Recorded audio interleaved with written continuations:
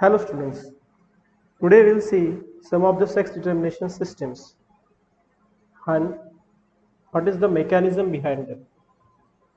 These are the processes of sex differentiation by which whether a particular individual will develop into male or female sex that we have to see.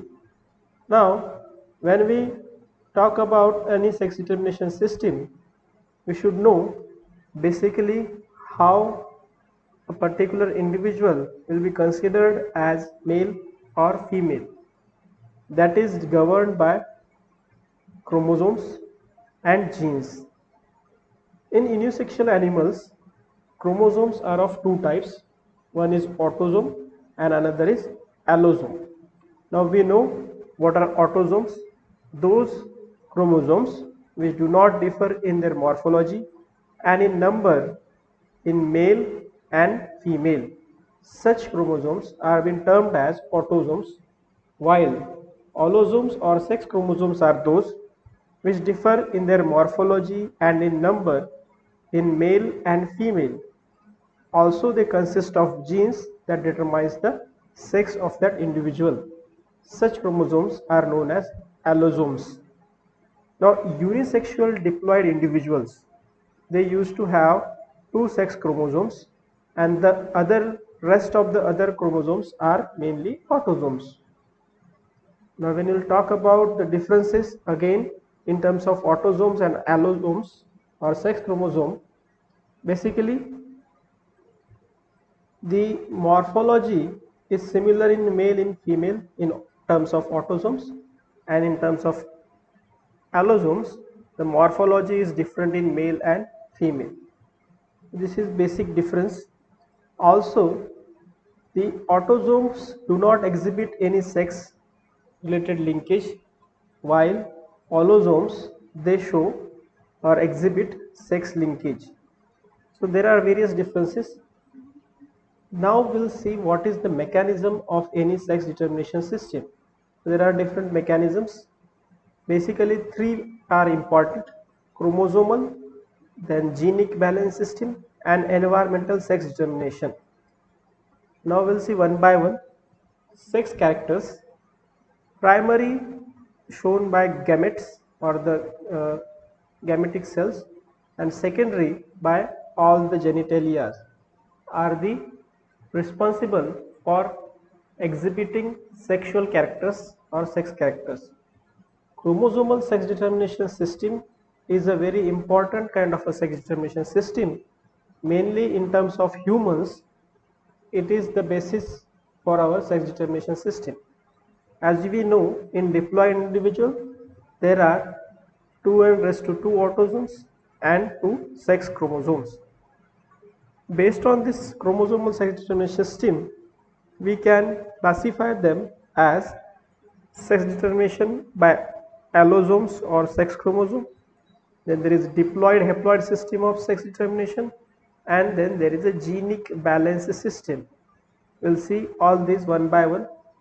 First, that is allosomal sex determination system. As the name suggests, allosomal or sex chromosomal sex determination system basically consists of two different types of chromosomes. One is X, another is Y. But in some of the birds, instead of X and Y, it consists of Z and W types. Now when we'll talk about X and Y, the sex chromosomes with similar type, that is XX, is known as homogametic, and with dissimilar type, that is X and Y, is known as heterogametic sex. There are four different types or systems of allosomal sex determination, which include XXXY, where female is homogametic and male is heterogametic system, which is the sex determinant system in terms of humans also. And there is one more system, that is XXXO, where female is homogametic and male consists of only single X chromosome. There is XOXX female with single X chromosome, male with two X chromosomes, and then ZWZZ female male system. So these are some of the systems we will see one by one, which is under the chromosomal systems, and again in chromosomal in allosomes sex determination system itself. First, this is XXXY female male system. This is the Drosophila, sometimes in Drosophila in humans and some other mammals, they show this type of sex determination system. In this system, female has two X chromosome, which means the female is homogametic, and it produces only single type or one type of gamete, that is X chromosome. The male has one X and one Y chromosome. That is why it is known as heterogametic. It produces two different types of gametes, that is X and Y. Now union of this X with X sperm means X ovum with X sperm, means from female, if there is a ovum in which have X chromosome, because it always will have X chromosome only, and when it combines or fuses with the sperm consisting of X chromosome again, such condition, the female XX sex determination will happen, and if X ovum unites with Y sperm, it produces male XY sex. Second is XXXO female male system. Most of the grasshoppers and many other Orthoptera and Hemiptera orders insects consist of this sex determination system. What is the difference here is, in this system, female has two X chromosome, but male has only a single X chromosome, that is represented as XO. So female here is homogametic, which produces all the X with X chromosome, whereas the male is heterogametic, which produces sperm with half of X chromosome and other half with none of the chromosome. So whenever there is an egg will be united with the sperm having X chromosome, it will give rise to female sex, and when there is an egg fused with sperm having no chromosome, in such case there is a development of a male sex. This is second system, XXXO. Third, XOXX female male system. It is observed in very few species of insects again, like Fumia. Here female is having only X chromosome, single chromosome, so that she is heterogametic, whereas in male have two X chromosome, so the males are homogametic. So similarly, whenever there is a X sperm with ovum having X chromosome, then it is male, and if there is a union of X sperm without any chromosome of that particular ovum, leads to the development of female. Third, ZWZZ female male system, which has been mostly observed in birds, butterflies and moths again. In this case, female is heterogametic and it produces two types of gametes, Z and W, whereas male is homogametic and it produces all the sperms of same type with only one Z chromosome. In such case, whenever there is a union of Z sperm with ovum Z chromosome, it results into the male, and union of Z sperm with ovum carrying W chromosome results into the development of female sex. So based on some of these chromosomal or allosome related sex determination system, these are certain mechanisms that we can see. So next one was diploid haploid female male system. It is been observed in honeybees, ants and termites. So what is the mechanism behind it? It has honeybees, the females have diploid, that is 2n equals to 32 chromosomes, and drones or males have haploid, that is n equals to 16. They are haploid chromosomes. So here in this diploid haploid system, the females are mainly queen and workers. So those individuals will always have the diploid kind of chromosomes, and the males will only have haploid kind of chromosomes. So it has been seen as that females which fed on royal jelly develop into queen. So the queen is fertile and workers are sterile females. So it has been seen that royal jelly is inducer for certain or for expression of certain genes or certain chromosome part which is not been observed in sterile females. Sterile females cannot have that royal jelly, and that's why they cannot produce the eggs. So this is how the process works. Now the queen produces haploid eggs. Those haploid eggs will be converted into the haploid male bees, and when these haploid eggs will be united, haploid sperms, by mitosis rather than by meiosis. Union of egg with sperm give rise to the diploid larva, which became ultimately the female. So whenever there is a diploid individual, it will be always female, and haploid, it will be a male. This is known as diploid haploid system. Most of the times observed in honeybees, ants, and in termites. Third is genic balance system. Now, in this genic balance system, it has been proposed by Bridges in 1922 in Drosophila.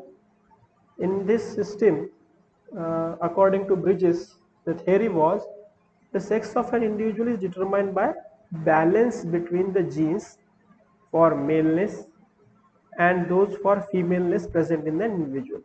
Means wherever there are certain genes which are responsible for either maleness or for femaleness, so their balance will decide the individual will become either male or female.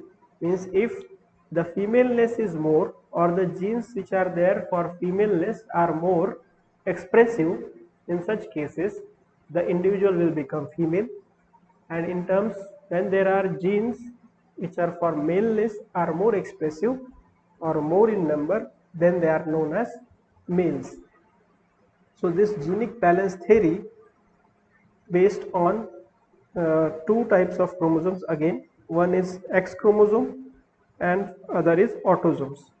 So there are male sex determining genes which are present on autosomes and female sex determining genes on X chromosome in this genic balance system in mainly Drosophila.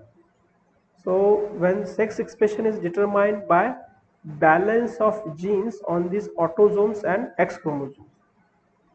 So it is a ratio of X chromosome to that of the autosomes. Is this ratio can be represented by X by A ratio. Now when you will see this X by ratio, it is also known as X by A index. When there is a X by A index which is 1, X by A index is 1, such Drosophila will develop into female, and if the X by A index is 0.5, then it will be developed into male. For better understanding, we can see here number of X chromosome divided by number of autosomal sets, that is X by A ratio or X by A index. In this table, we are able to see that if the number of X chromosome are 3 and number of autosome sets are 2, then X by A is 3 by 2 equals to 1.5. Whenever it is 1, then it is being considered as female. But what about when it is more than 1? If there is more than 1, it will be considered as super female. like here 1.5 and 1.3. In these cases it will be considered as super female because the number of female characters, that is of X chromosome genes, are more as compared with autosomes or male characters. Similarly, when it is less than 1 and equals to 0.5, then the individual will be considered as male. Again below 0.5, 0.33 is there, it is again considered as super male. But what if the ratio is in between 1 and 0.5, like here, say 0.75 and 0.67? In such cases, the individual will be considered as intersex of that Drosophila.